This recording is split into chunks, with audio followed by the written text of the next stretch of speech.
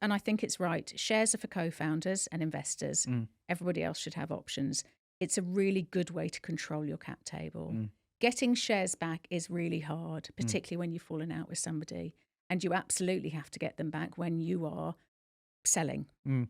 Or, when you're trying so that would be an instance where it's sort of dead equity, right? Where dead equity is a great word for it. I love that. Yeah. It's really, really common. People start a business. They'd never start it with a thought of we're not going to get on and one of us is going to leave. Of course. A shareholders agreement's like a prenup. Mm. I don't know what the numbers are, but 1 in 2 marriages fail. Not sure if it's quite right, but it's something like that. Well, the one I keep trotting out here is the average VC founder relationship lasts longer than the average UK marriage. God, that's slightly depressing. Very Yeah. depressing. Maybe not surprising. Yeah. But a shareholders agreement is just like a prenup. You don't need anything or singing or dancing, which some people do.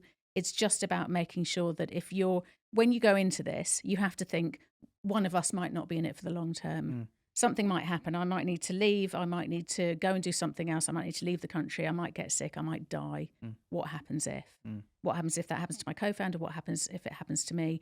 And if you don't have that in place and something does happen, it's very, very hard to get investment when you have a dead equity. Mm. I'm going to say a dead shareholder. That's not quite right. Dead equity. Yeah. It's almost impossible for somebody to come in and say, yes, I want to invest in your company, and for a chunk of that money to go straight back out to pay an ex-founder. Nobody wants that to happen.